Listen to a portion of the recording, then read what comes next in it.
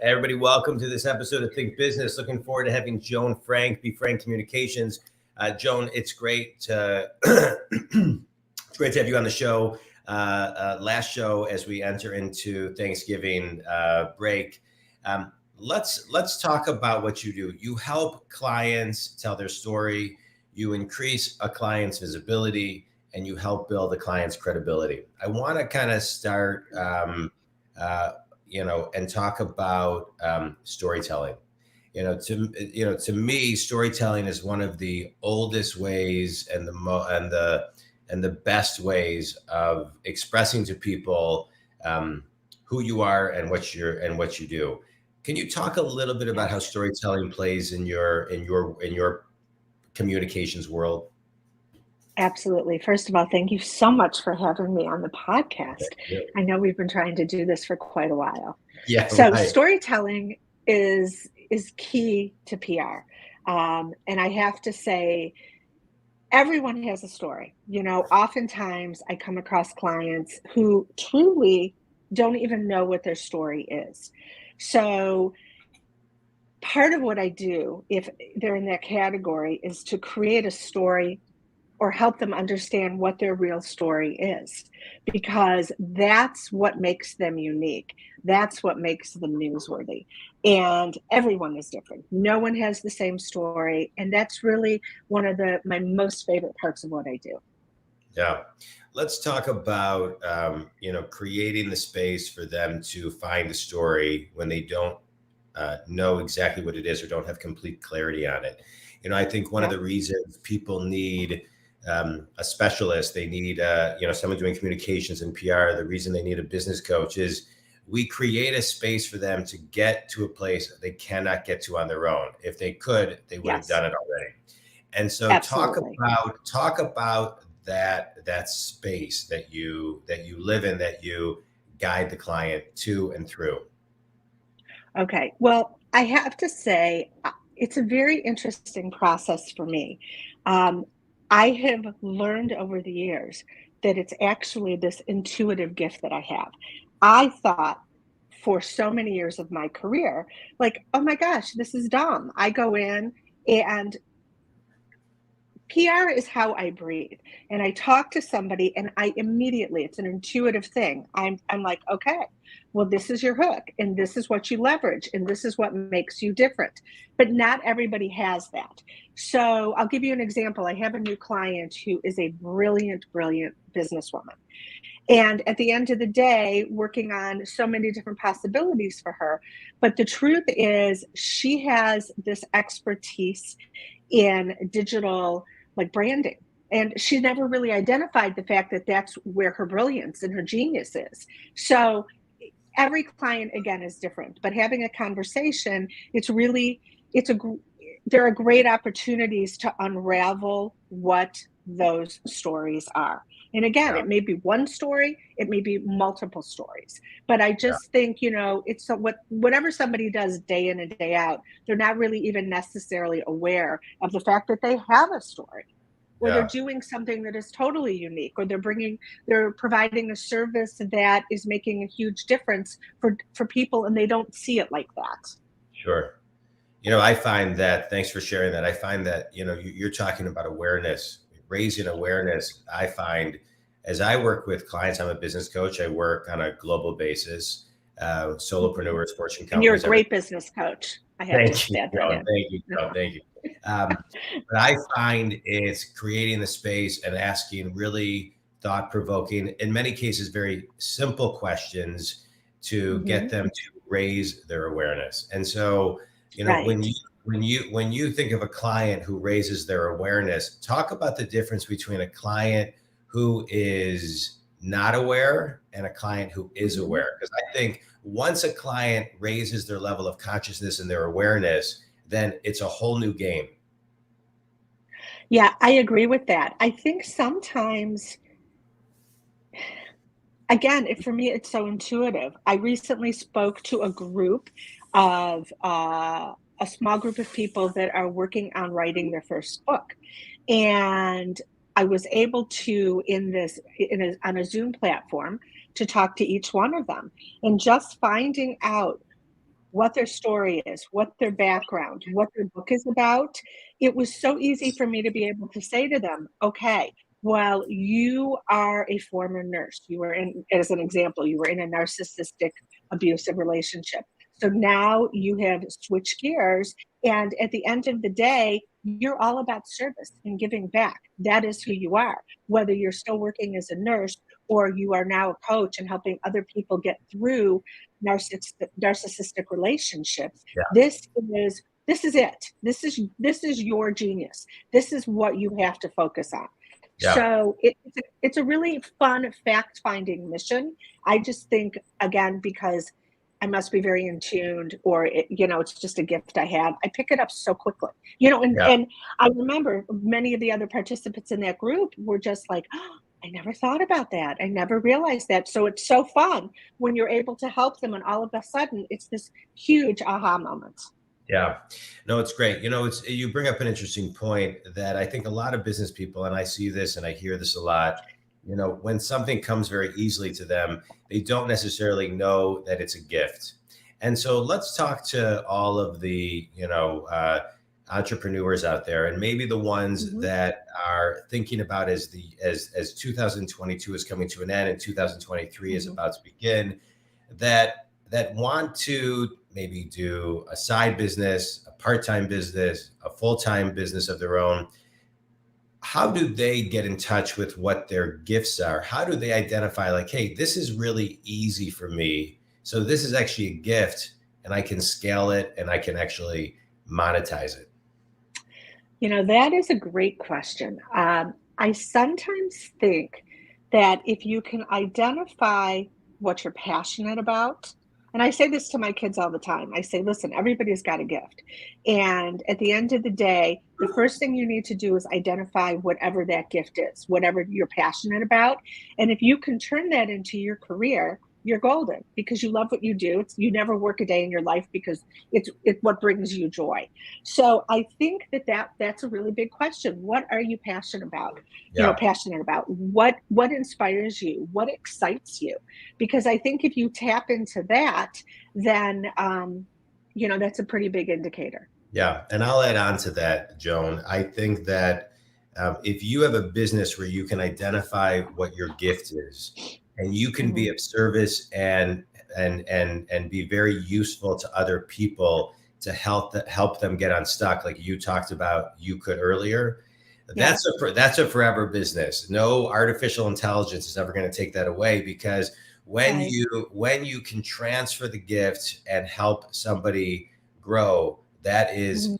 and make it all about them. That's key. So think community. Something I would be thinking about is, you know, like Joan is saying, take your passion, figure out how it can be useful to help other people grow, and then make sure that people will actually pay for it and try and Mhm. start to get a feel for what they would pay for it. I think sometimes people don't know how to charge. That's a whole nother show. Oh, That's yes. Are you kidding me? but that is, yeah. But anyway, that's always fun to talk about, and I find that everything we just talked about is very inspiring for people to really digest, raise their own awareness, and get the thinking moving. Let's talk about Be Yeah. Frank Communications for a moment. Okay. It's hard to believe that we're almost 3 years out of the pandemic, and Mhm. communications has completely evolved in many similar ways, but many Mhm. different ways over the last three Yes, years. People have a indeed. less attention span, less than a goldfish, of less than 7 seconds. That's Communi- me. there's more platforms that are moving us from delay to instant gratification. There's Yeah. so many messages coming at us that it's hard to remember.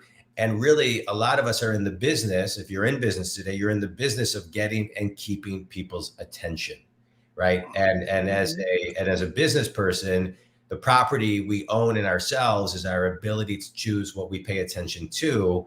I think where Yeah. sometimes people don't think about it is, how open am I to allowing other entities to have and own my attention?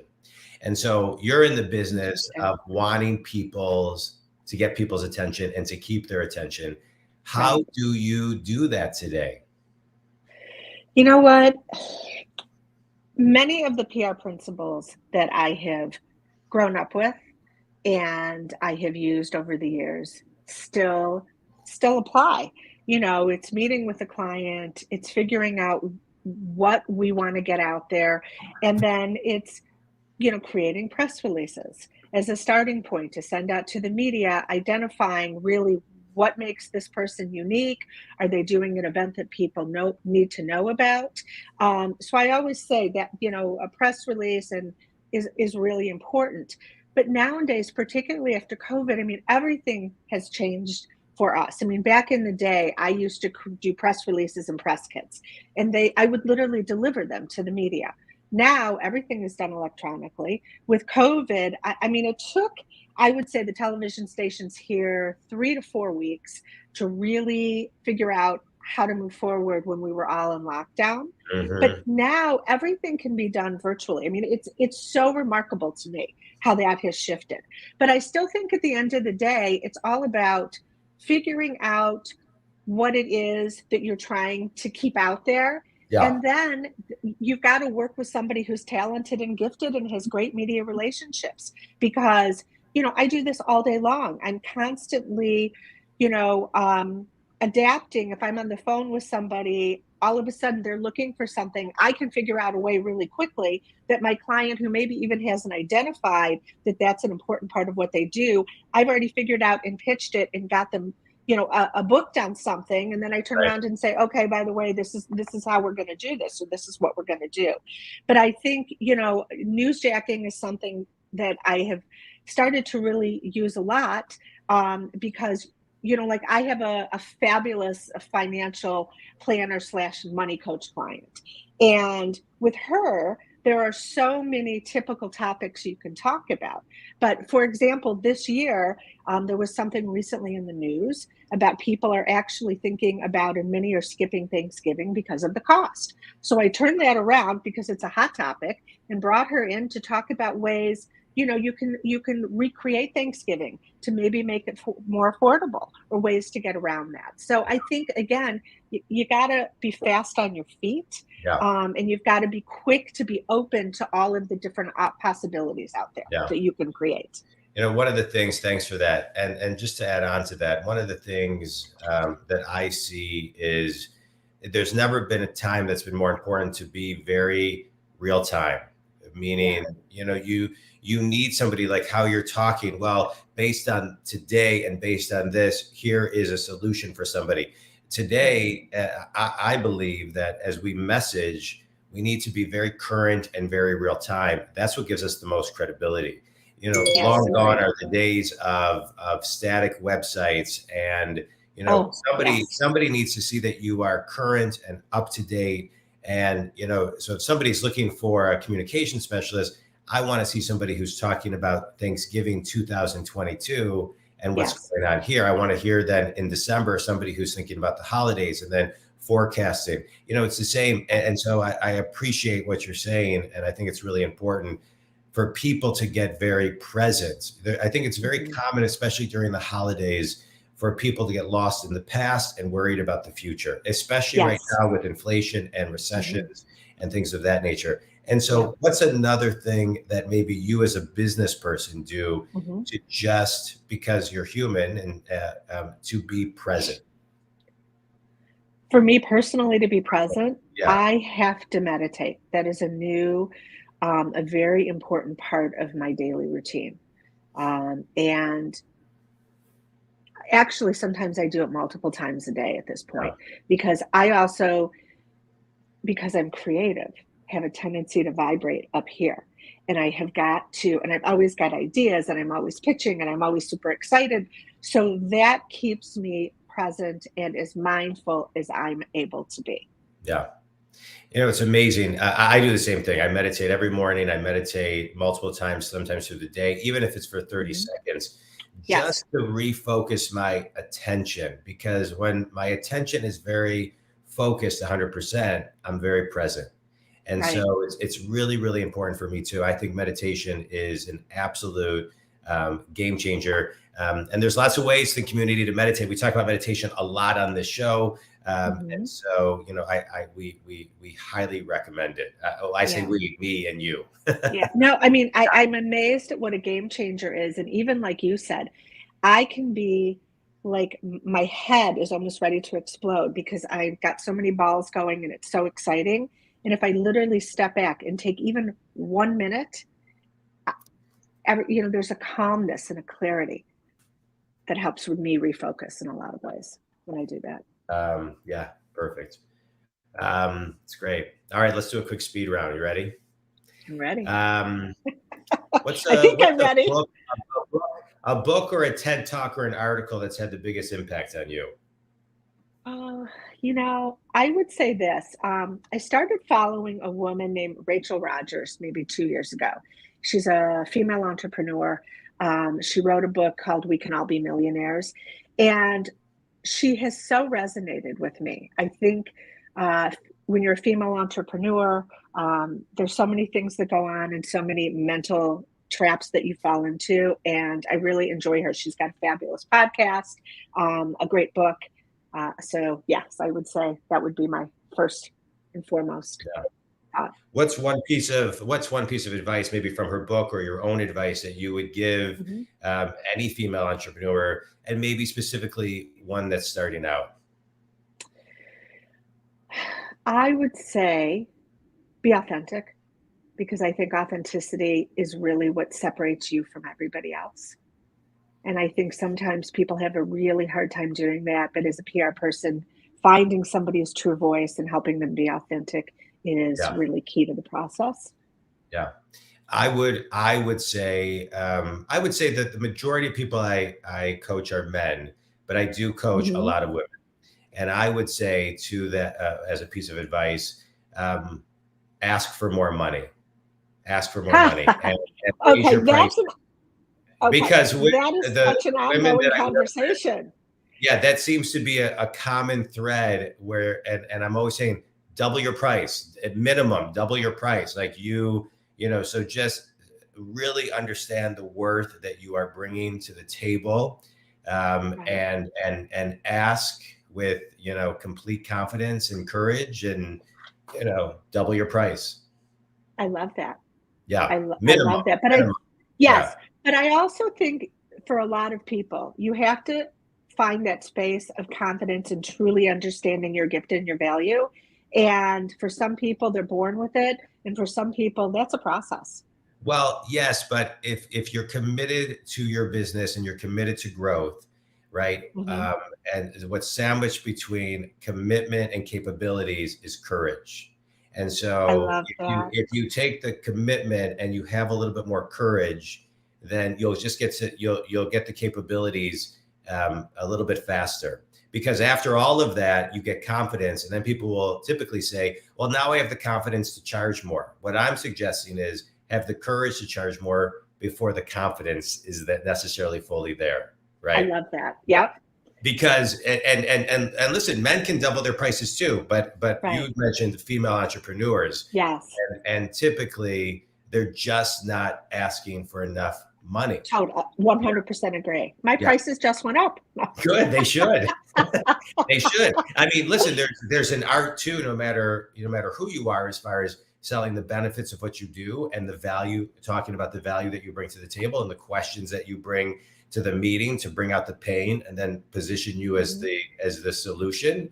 But absolutely. Yeah, good. Double your prices, Joan. Love it. Okay.